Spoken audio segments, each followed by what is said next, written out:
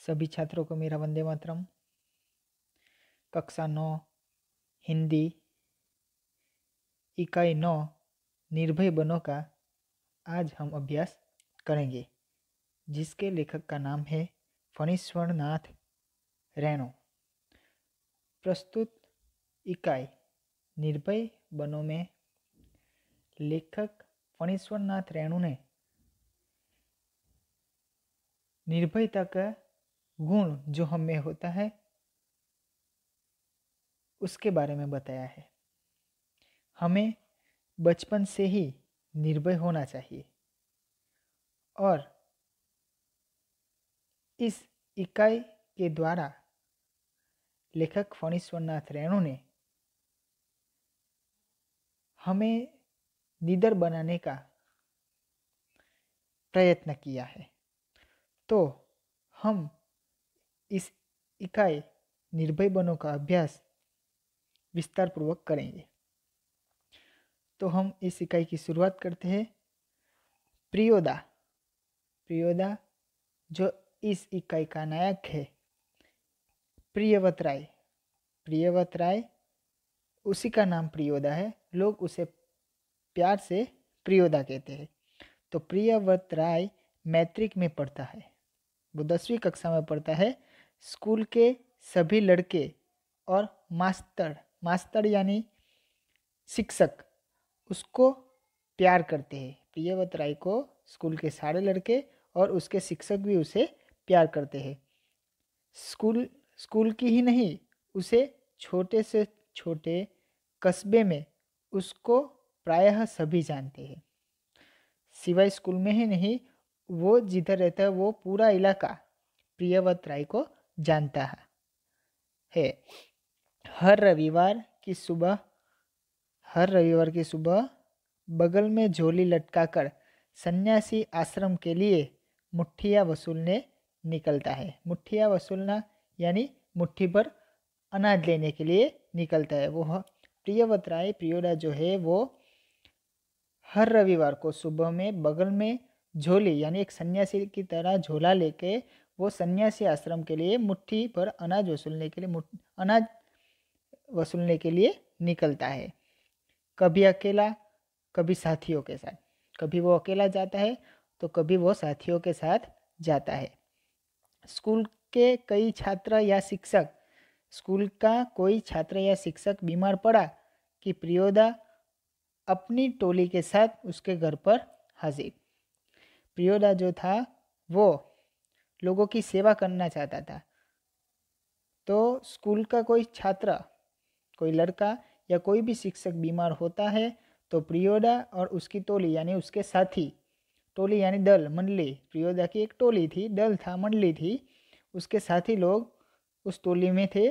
तो वो अपनी टोली को लेके उसके घर, जो बीमार शिक्षक है या जो बीमार छात्र है उसके घर चला जाता है।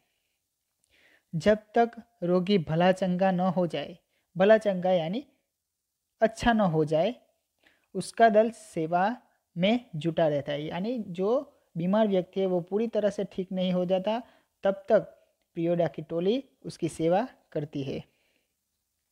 रॉबी और कालू प्रियोदा के दल में है। रॉबी और कालू नाम का लड़का जो है वो प्रियोदा के दल में ही है। उन लोगों ने मनमोहन को भी अपने साथ प्रियोदा के दल में शामिल कर लिया और रॉबी और कालू ने मनमोहन नाम का एक दूसरा लड़का है उसे भी प्रियोदा के दल में शामिल कर लिया था। यानी वो भी, मनमोहन भी प्रियोदा के दल में शामिल होने के लिए आया था। हर शनिवार को परमान के उस पार, परमान यानी एक नदी का नाम, परमान नदी का नाम है। तो हर शनिवार को परमान के उस पार बालचूर यानी नदी का रेतीला तट जिसे हम बोलते हैं उसे बालचूर कहते हैं, पर प्रियोदा के दल के सदस्य स्कूल की छुट्टी के बाद जमा होते हैं। हर शनिवार को परमान की बालचूर के पास प्रियोदा और उसका दल जब स्कूल की छुट्टी हो जाती है तब वहाँ जमा होते हैं। तो बालचूर पे वो क्या करते हैं? तो खेल कूद, गाने बजाने के अलावा प्रियोदा दुनिया भर की खबरें सुनाता है। तो बालचूर पे इकट्ठा होके वो क्या करते हैं? तो खेल कूद करते, कोई खेल खेलते हैं, गाना बजाना करते हैं और उनके साथ साथ प्रियोदा समाचार भी सुनाता है। दुनिया भर में जो घटनाएं घटित हुई है उसके समाचार भी प्रियोदा सबको सुनाता है। रविवार का प्रोग्राम तय करते हैं। शनिवार को शाम को ही वो रविवार को क्या करने वाले हैं उसका प्रोग्राम भी बनाते हैं। किस मोहल्ले में कौन जाएगा मुठिया वसूलने, मुठिया वसूलने कौन जाएगा वो भी शनिवार को ही सब तय कर लेते थे। किस बीमार की सेवा करने कौन कौन जाएगा, यानी आधे लोग बीमार की सेवा करने जाएंगे और आधे लोग मुठिया वसूलने जाएंगे। ऐसा वो शनिवार के शाम को ही तय कर लेते थे। उस दिन मनमोहन का परिचय देते हुए कालू ने कहा, प्रियोदा यह मोना मनमोहन खूब तेज लड़का है, क्लब का सदस्य होना चाहता है। तो शनिवार के शाम को मनमोहन का परिचय कालू ने दिया और प्रियोदा को कहा कि ये मनमोहन है, मोना है, खूब तेज लड़का है यानी खूब चतुर लड़का है और हमारे क्लब में शामिल होना चाहता है।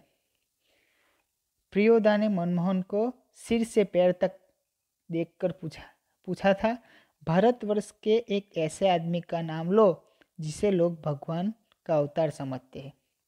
प्रियोदा ने मनमोहन को देखा और उसे एक प्रश्न किया कि भारतवर्ष में रहने वाले एक ऐसे आदमी का नाम बताओ, भारतवर्ष के एक ऐसे आदमी का नाम बताओ जिसे लोग भगवान की तरह पूजते हैं। तो मनमोहन ने जवाब दिया, महात्मा गांधी। प्रियोदा ने कहा, ठीक है, तुम पढ़ लिख कर क्या बनना चाहते हो? प्रियोदा ने दूसरा सवाल पूछा कि तुम पढ़ लिख कर क्या बनना चाहते हो? तो मनमोहन चुप रहा, फिर बोला, वकील बनना चाहता हूँ।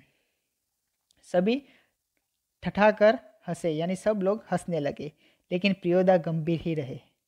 बोले, ठीक है, बीमार लोगों की सेवा करना जानते हो? उसके बाद प्रियोदा ने दूसरा प्रश्न किया कि तुम बीमार लोगों की सेवा करना जानते हो? तब प्रियोदा ने उसका उत्तर देते हुए कहा, सीख लेंगे। शाबाश, यदि रोग हैजा से पीड़ित हो तो रोगी हैजा से पीड़ित हो तो हैजा यानी कॉलेरा से पीड़ित हो तो? मनमोहन चुप रहा क्योंकि हैजा के नाम से ही उसे डर लगने लगा था। मनमोहन ने कुछ नहीं बोला क्योंकि हैजा का नाम सुनते ही वो डर गया था। उसके बाद पूछा प्रियोदा ने, गाना जानते हो? जी। तैरना? उसके बाद प्रियोदा ने पूछा, तैरना जानते हो? तब मनमोहन ने कहा, जी नहीं।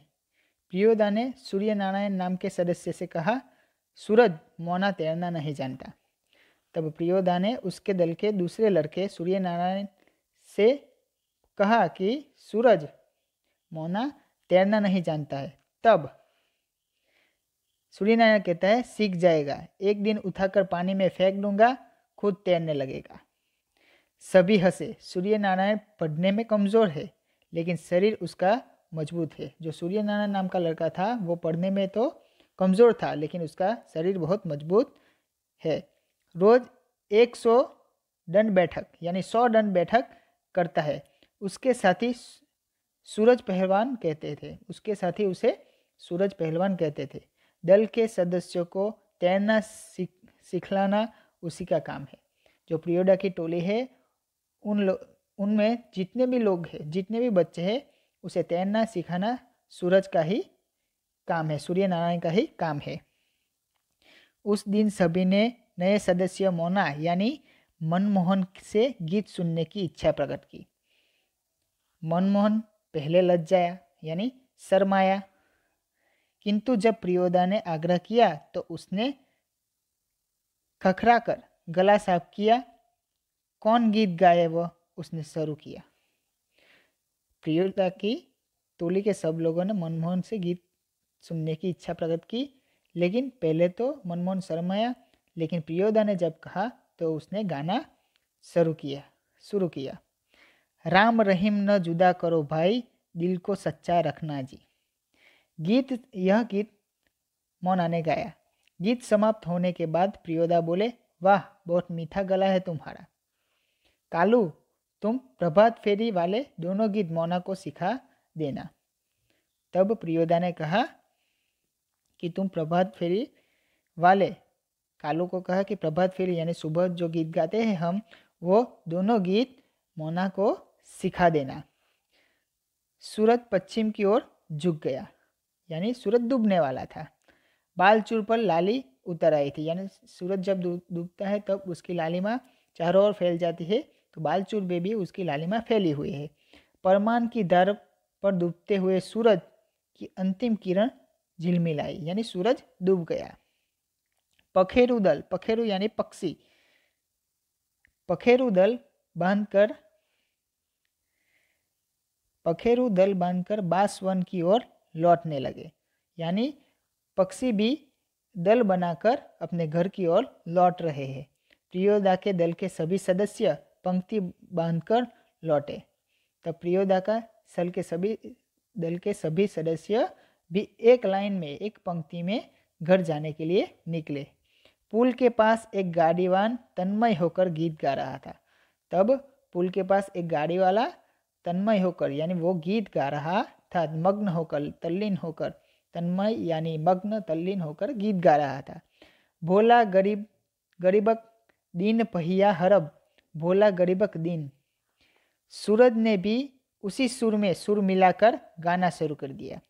वो गाड़ीवान तन्मय होकर गाना गा रहा था, तो सूरज भी उसके साथ तन्मय होकर गाना गाने लगा। एक टाजे लोटा छल, बेटा छल तीन पन्या, पीबेत काल लोटा ले लक्षिन। यह गाना सूरज पहलवान गा रहा था। कृत्यानंद झा ने कहा, विद्यापति की लाचारी है। लाचारी टट्ठाई। उसके बाद क्या होता है, तो कि बालचूर के उस पार कृत्यानंद झा ने कहा था विद्यापति की लाचारी है, यह कृत्यानंद झा ने कहा था। तब प्रश्न करते हैं लाचारी टट्ठाई। उसके बाद बालचूर के उस पार से किसी ने फायर किया, यानी बंदूक से फायर किया, बंदूक चलाई। एक पखेरु बालू पर गिरकर छटपटाने लगा। तब एक पक्षी को गोली लगी और वो बालचूर पर गिरकर छटपटाने लगा। उसका जोड़ा विकल होकर बहुत देर तक रोता रहा, यानी एक पक्षी उसके पास बैठकर एक पक्षी नीचे गिरा और दूसरा पक्षी वहां बैठकर रोने लगा।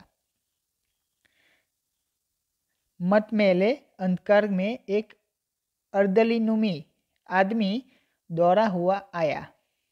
अर्दली यानी अफसर का नौकर, अर्दलीनुमी यानी अफसर का नौकर दौड़ता हुआ आया। मरी हुई चिड़िया के देने को पकड़कर चिल्लाया, मिल गया हुजूर।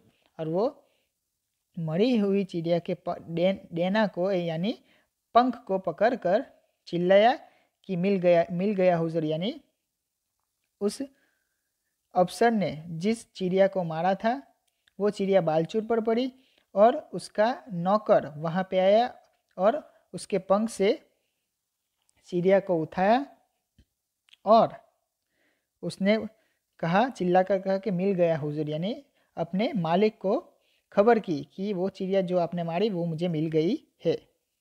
इब्राहिम बोला, सब डिप्टी साहब का अर्दली है, यानी सब डिप्टी साहब का नौकर है। साला भारी खजड़ा है। खजड़ा यानी अनंगेबाज, मूर्ख, वो मूर्ख है, ऐसा बोला। प्रियोदा के मुंह से अचानक निकला होल्ट यानी रुक जाओ। तब इब्राहिम ने जैसे यह बोला तो प्रियोदा ने अचानक अपनी टोली को रोक लिया और कहा। तब इब्राहिम को अपनी गलती का एहसास हुआ। जैसे ही प्रियोदा ने होल्ट बोला तो इब्राहिम को अपनी गलती का एहसास हुआ। दल का नियम है, कोई सदस्य किसी किस्म का अपशब्द या गाली मुंह से नहीं निकालेगा। प्रियोदा के दल का नियम था कि कोई भी व्यक्ति अपशब्द नहीं बोलेगा। इब्राहिम ने तुरंत सिर झुकाकर दल के नायक प्रियोदा और सदस्यों से माफ़ी मांगी। यानी इब्राहिम ने वो अफसर को गाली दी थी तो उस इब्राहिम ने सर झुकाकर प्रियोदा और बाकी सदस्यों से माफ़ी मांगी।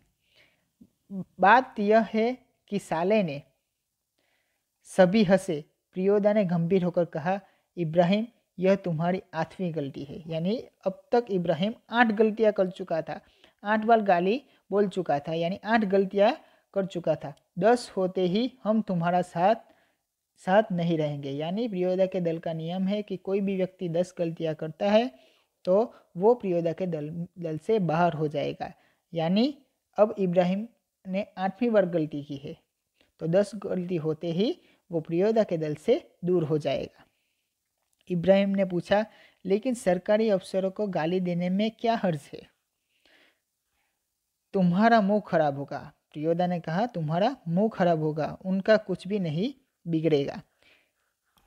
तब इब्राहिम ने कहा, मगर वे जो गाली देते हैं वे ही क्यों? बहुत लोग गालियां बकते हैं। तब प्रियोदा ने कहा कि वे ही नहीं, बहुत लोग गालियां बोलते हैं।